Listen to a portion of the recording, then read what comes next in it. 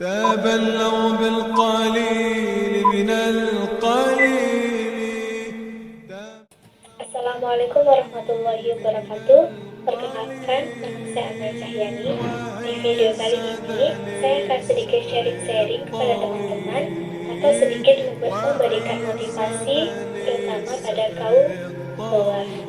Semoga dengan adanya video ini, kalian lebih bisa menjaga dan merawat diri kalian agar terhindar atau tidak terjerumus hal-hal yang negatif. Pacaran adalah hubungan antara pria dan wanita yang memiliki rasa suka satu sama lain tanpa adanya ikatan pernikahan. Pacaran di era modern saat ini sudah dianggap hal yang lumrah. Banyak kita lihat pasangan yang sedang berpacaran di lingkungan sekitar seperti di mall, di kafe, bahkan di taman-taman. Mereka bermesraan layaknya sepasang suami istri tanpa memperdulikan lingkungan sekitar mereka.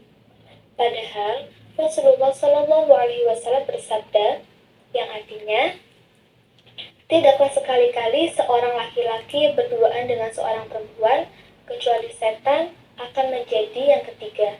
Hadis riwayat Tirmizi.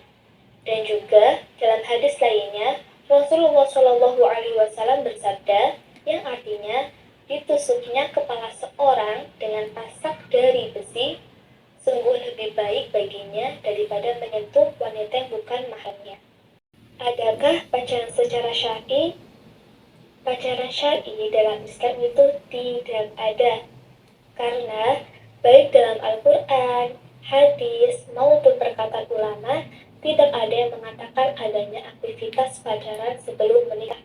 Pacaran syar'i itu hanyalah tipu daya setan yang dari batil diubah menjadi betul, supaya biar mereka bisa membawa anak cucu Adam agar terjerumus ke dunia yang penuh dengan maksiat ini.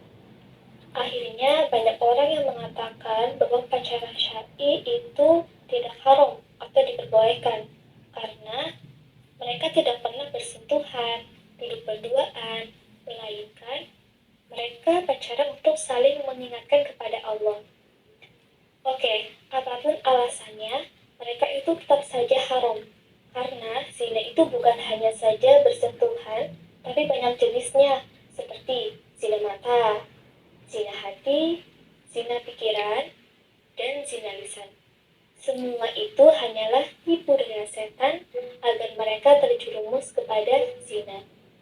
Abu Hurairah radhiyallahu anhu dari Nabi Shallallahu Alaihi Wasallam, beliau bersabda, yang artinya telah ditentukan atas anak Adam bagian zinanya yang tidak dapat dihindari. Zina kedua mata adalah melihat, zina kedua telinga adalah mendengar, zina lisan adalah berbicara, zina tangan adalah dengan meraba atau memegang wanita yang bukan mahram. Zina kaki adalah melangkah, dan zina hati adalah menginginkan dan berangan-angan. Lalu semua itu dibenarkan atau didustakan oleh kemaluannya. Setan tidak pernah mengajak berzina, tapi setan cuma memberikan jalan untuk mendekatinya. Setan itu datang ketika ada peluang. Jadi, sebaiknya kita harus menghindari interaksi dengan lawan jenis. Kita boleh saja berinteraksi, tapi dengan batasan-batasan yang sudah ditetapkan dalam Islam. Asalkan kita berinteraksi tersebut ada keperluan yang penting. Tapi, jika tidak terlalu penting, sebaiknya kita hindarkan agar terhindar dari fitnah dan hasutan setan. Laki-laki yang mengajak wanitanya berpacaran bukan karena cinta, melainkan nafsunya. Jadi, kita sebagai perempuan harus bisa membedakan yang mana cinta dan nafsu. Kalau memang laki-laki tersebut tulus mencintai perempuannya, pastinya dia tidak akan pernah mengajaknya untuk berpacaran. Pacaran syar'i, bagaimana Islam memandangnya? Alangkah indahnya pacaran setelah menikah, karena setiap hari kita merasakan indahnya jatuh cinta. Cinta membuat kita selalu bahagia, bersemangat, menikmati hidup, dan membuat kita merasa di dunia ini tuh indah semuanya. Cinta setelah menikah memiliki energi positif, Sedangkan pacaran sebelum menikah memiliki energi negatif karena orang yang belum memiliki status hubungan akan selalu memikirkan pasangannya. Apakah pasangan itu sedang selingkuh atau tidak? Dia pasti akan risau atau takut orang yang dicintainya akan diambil orang lain, sehingga menurunkan konsentrasi hingga membuat kita lupa makan dan kurangnya tidur. Hal ini disebabkan oleh hormon dopamin yang menyebabkan seseorang menjadi obsesif. Sering terjadi pada orang yang sebelum menikah. Itulah sebabnya mengapa pacaran itu dilarang.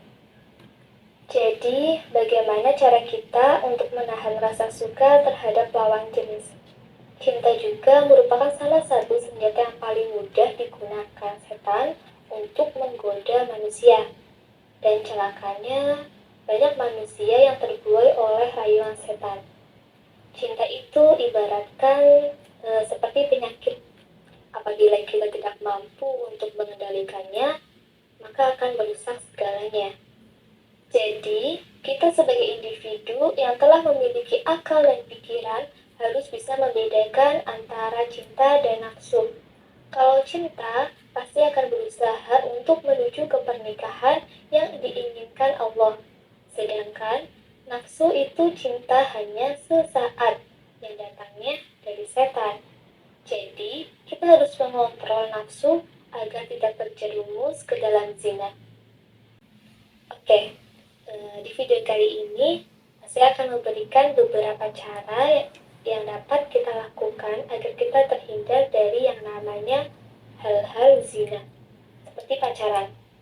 Yang pertama, cobalah mencintai orang tua kita dan keluarga, karena dengan itu kita bisa mengalihkan rasa cinta kita terhadap lawan jenis.